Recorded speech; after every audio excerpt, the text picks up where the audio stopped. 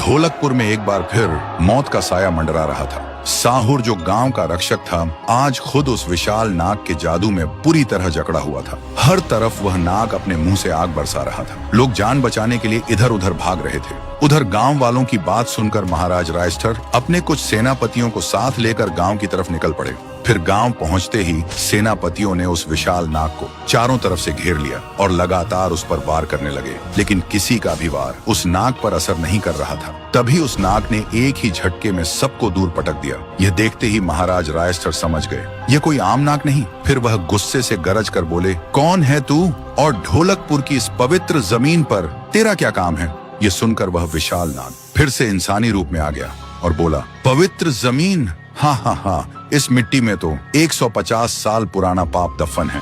150 साल पहले जब गांव वालों ने साहुर पर चोरी का इल्जाम लगा के उसे सूखे पेड़ पर उल्टा लटका के तड़प तड़प कर मरने के लिए वहीं छोड़कर चले गए थे, तब एक काला जादू करने वाला तांत्रिक वहां आया था। फिर वहीं से उसने साहुर का टपकता हुआ खून एक मिट्टी के बर्तन में इकट्ठा किया और वह तांत्रिक एक कब्र खोदकर एक सड़ी हुई लाश का कंकाल निकाला। फिर उस कंकाल के ऊपर एक सांप रखा और उसी कंकाल और सांप पर साहुर का खून चढ़ाया और साथ साथ भयानक काले मंत्रों का जाप करने लगा। और इसी तरह साहुर के खून और उस काले जादू से मेरा जन्म हुआ। लेकिन पैदा होते ही मेरी भूख आग की तरह जल रही थी, इसलिए मैंने मुझे पैदा करने वाले उसी तांत्रिक को ही जिंदा निगल लिया। उसके बाद मैं गहरे समुद्र के अंधेरे में चला गया। लेकिन 150 साल बाद मेरी भूख फिर से लौट आई है और जब मैं ढोलकपुर आया तो देखा यहाँ का रक्षक बनकर साहुर खड़ा है। देखते ही मैं समझ गया था कि जब तक ये ढोलकपुर का रक्षक है मेरी भूख कभी नहीं मिटेगी।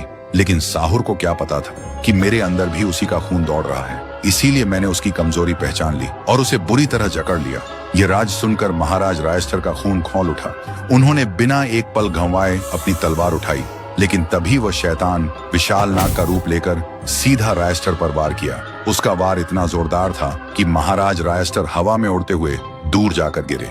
उनका शरीर अब बुरी तरह जख्मी हो चुका था। उधर साहुर अभी भी उस काले जादू की जकड़ में तड़प रहा था। उसके अंदर अब भयानक दर्द उठ रहा था। साहुर लाचार था, उसकी आंखों के सामने उसका गांव जल रहा था और महाराज रायस्टर हार चुके थे।